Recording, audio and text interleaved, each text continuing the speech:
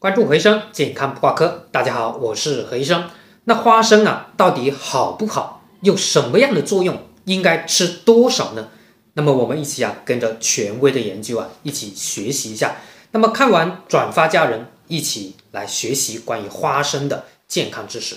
首先呢，我们聊这个花生到底有什么样的作用？那么第一个非常重要的就是花生对于保护心血管有一定的作用。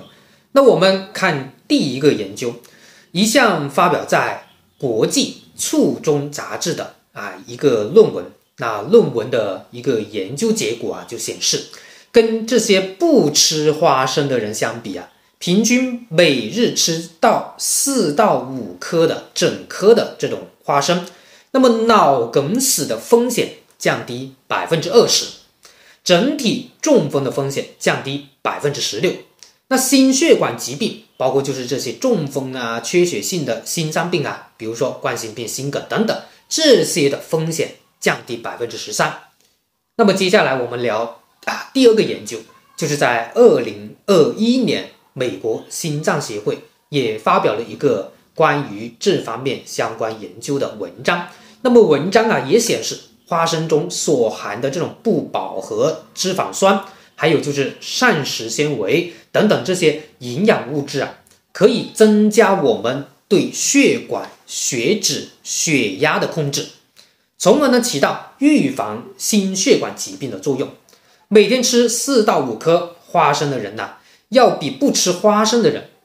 患心血管疾病的风险降低 13%， 中风的风险降低 20%。 而且主要是这种树坚果类与心脏病的这种相关性会比较明显，比如说核桃开心果腰果榛子等等，这些会关系更加明确。好，那这个花生它是怎么发挥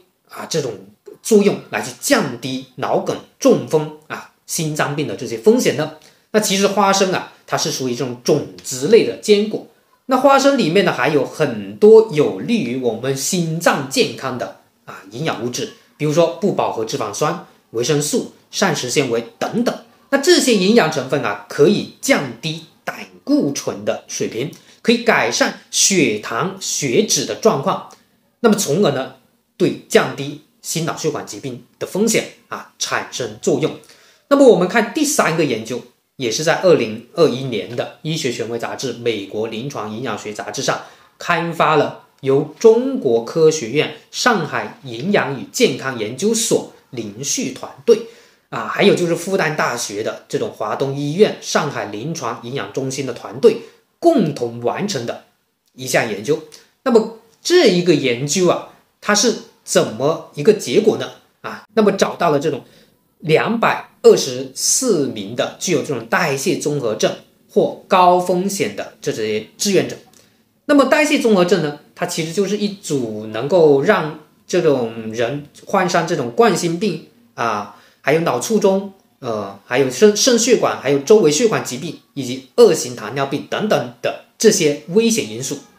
具有这些因素的人他们的死亡率比普通人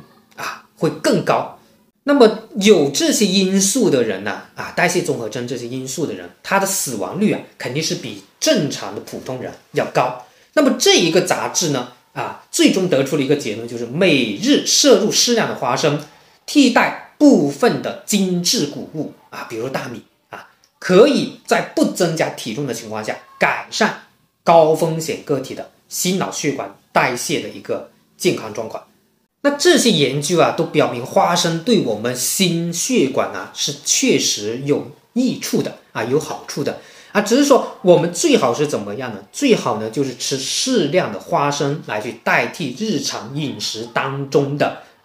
相等能量的这种精致的谷物这种方式会更加好。那么接下来我们就聊花生的第二大作用很多人都还不知道，就是花生对认知功能还有压力反应存在有益的影响。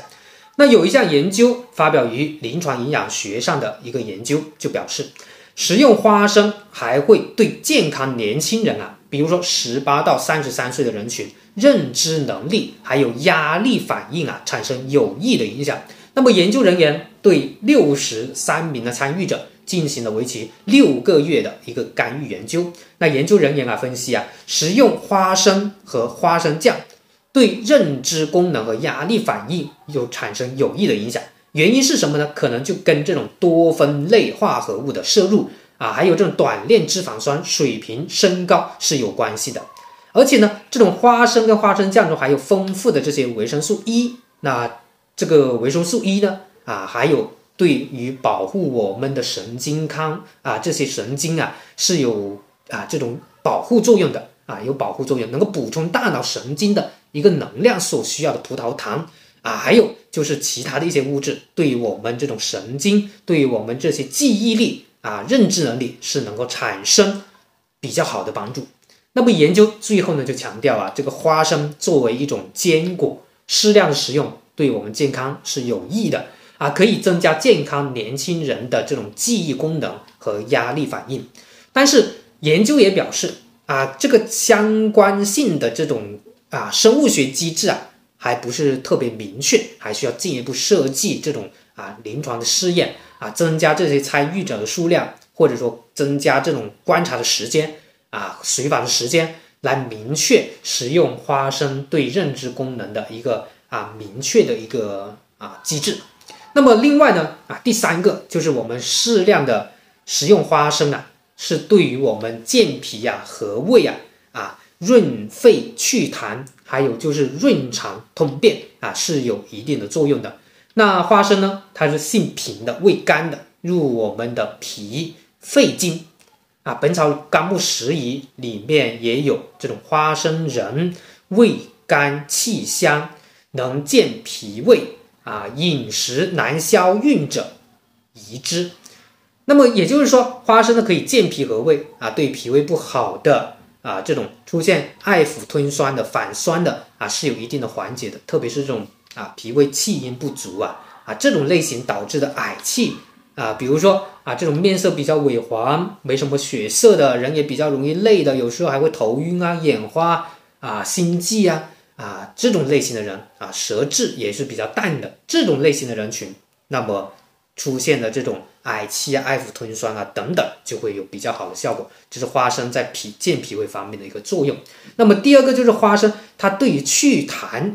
也是有帮助。本草纲目里面就说这个花生呢，它能够润肺化痰润肺化痰。那花生里面的这些就是说能够起到这种润肺化痰止咳的一个作用。那当一个人出现这种肺阴不足的人，比如说舌质很红，苔很少，人比较瘦手心脚心容易发烫